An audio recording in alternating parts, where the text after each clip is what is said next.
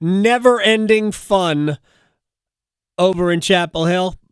This close to a win Friday night, very late in Berkeley, California. Shelby Swanson of the News and Observer was there. I know this. I saw the photos.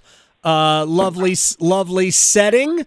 And she joins us on the Adam Gold Show. Before we get to the game and the football of it, first of all, thank you very much for carving out some time. Are you covering things you never thought you'd cover at this point? Yeah, 100%. I will say that, my first job out of college, and granted, I've been covering UNC athletics for the student paper and for the NO on a freelance basis while I was studying at Carolina. But if you had told me, you're going to be covering the, a general manager taking a preseason exploratory fundraising trip to Saudi Arabia, or you're going to have, Instagram post alerts on for a football head coach's 24-year-old girlfriend, I would have told you, hey, I'm covering a football team and not a reality show or something like that. But I don't know. It makes for a great learning experience for me. So I'm just doing my best every day to try and keep up with it and deliver folks the news as best I can. Shelby Swanson from the News and Observer is joining us. Did you go to any Miss Maine pageants this summer?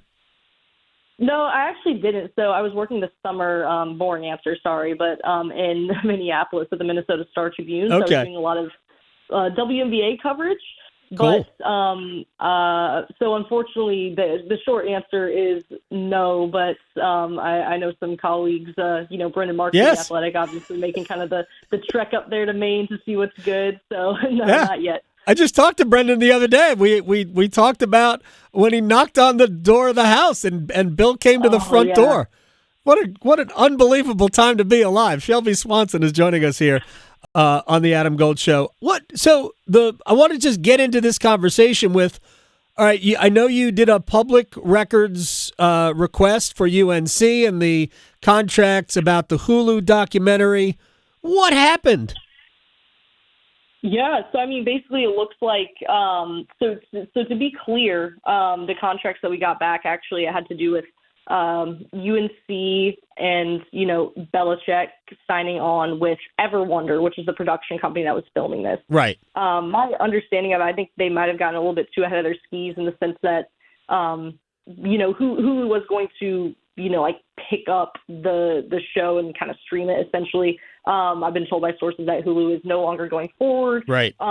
With that. And then Belichick was asked about this, I think it was last week, and said that, we're still going to have something. We're going to produce something. Obviously, I think Pablo Torre had reported that Everwonder was still filming and kind of switching gears into, instead of a series, maybe like a documentary feature-length thing. From what I've been told now, I think that production has essentially been paused, has been halted. That said, I think the door is open to continue in the future. Belichick kind of said something along the lines of, it's been paused, but it hasn't been terminated. And part of the reason, too, and you can, again, without getting into too many of the details for our radio listeners, basically as part of this contract, Everwonder was required to give over the raw footage essentially to UNC and to Belichick. Belichick had requested that. And then in a separate agreement, UNC agreed to, give Belichick the footage for his own use. My understanding is that any sub-licensing, were he to try and kind of sell this off to, let's say, another streaming services, it has to go through and get approved by UNC, and there's a certain holdback period, he couldn't turn around and do that next week. So it would be a little bit until we see this footage, unless, UNC and Everwonder, resume things. But that being said, for all those jokes that you saw on Twitter about, wouldn't it be funny if Duke or if NC State or, someone bought the footage? Oh, my gosh. No, that, they would have to buy it from, UNC and Belichick and his production company, which I doubt that. I doubt they would do that. I don't know, man. Everybody's got a price. They were going to Saudi Arabia, potentially for a fundraising junket. So, so I'm not going to rule anything out. Plus, you don't know, it ends poorly, and maybe somebody just wants to embarrass somebody else. Shelby Swanson is joining us here. She covers Carolina for the NNO. What level of better do you think UNC achieved Friday night at Cal? I mean, I hate to say it, but like they were competitive. Right. I mean, that was the level of better. Certainly, Gio Lopez had his moments. I mean, I think he could have. There are a few interceptions, honestly, that I think he avoided. That being said, I think it also could have been a little bit of a runaway game for Cal. Their receivers were kind of dropping passes left and right.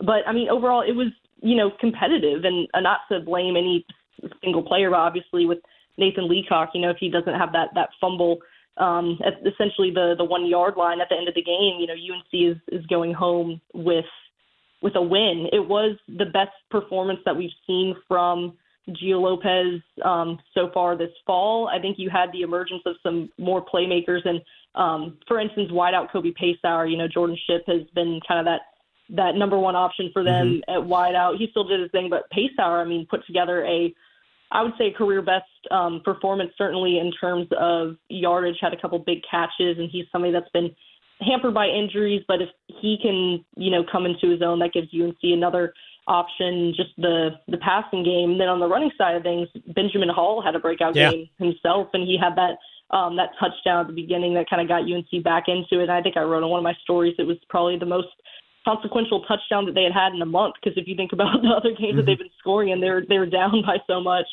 But yeah, again, I don't think it's, Belichick isn't one to really buy into moral victories, and he certainly said that much, but in talking to some of the players, and particularly Gio seemed really optimistic about the game, it's kind of finally a sense that, okay, some of the things that we've been putting into, that we've been putting into play, that we've been practicing, you hear about the process and repeating the fundamentals, that they finally had something to show for it. Gio had a really interesting quote at one point that was like, this is, and again, not verbatim, but this is the first loss that we had that hasn't been a blowout, to be honest, which is good for the team at this point. But I think, you have to have some conversation when we think about kind of the 33rd NFL team and what this is billed at going into the season. And now you're at the point where, you leave you leave from a road trip to Cal having played in a competitive loss, and that is seen by some in the locker room as a win. It's just an interesting point that we're at, I think, this season. There's no question about it. Shelby Swanson is joining us here in the Adam Gold Show. She covers the Tar Heels for the News and Observer. Here's the thing about, because when I was laying, my expectations for Friday night was simply look competent. That's all I wanted to see. Yeah. Look, we don't know if Cal's any good, so we're not sure what level of competence they reached, but it was a competitive game, as you said. And we always look at these things right now through the eyes of Bill. That press conference last week when he said, we're better. And most of America ridiculed that because we just saw down 35-3 at the half to a Clemson team, which is clearly lost somewhere. But my question is about the players more so than the head coach or Michael Lombardi or anybody else. Because the players, when you get into a season when you're getting beaten down and it looks hopeless, it's hard for the players to keep spirits up. What have you noticed from being around some of these guys?